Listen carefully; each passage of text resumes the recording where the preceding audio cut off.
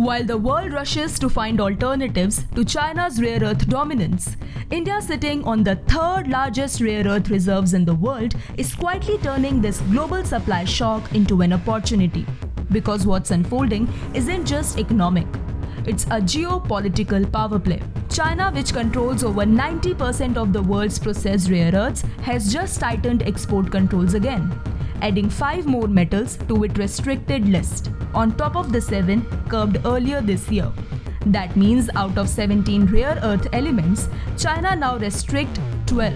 It's all part of a step-by-step strategy.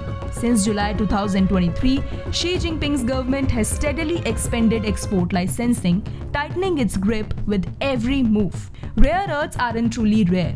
What's rare is the ability to process and refine them economically. The real power lies in separation, purification, and magnet manufacturing, and that's where China dominates, producing over 2 lakh tons of rare earth magnets every year. Outside Asia, countries together make less than 2,000 tons. That's a glaring gap. From electric cars and wind turbines to fighter jets and smartphones, rare earths are the backbone of modern technology. So when China tightens export, markets tremble. US threatens tariff, and importers like Japan, South Korea, and EU scramble for options. And that's where India steps in. With 7 to 8.5 million metric tons of reserves, India ranks third globally, just behind China and Brazil. For years, it produced less than 1% of global output. But that's changing fast. New Delhi is creating a national critical mineral stockpile, a strategic reserve to secure supplies for EVs, green energy, and defense. It will maintain a 2-month buffer of critical minerals, starting with rare earths and expanding later. To make it work, India is involving private players through transparent e-auctions. So far, 55 mineral blocks have been auctioned, 34 already awarded, and more underway.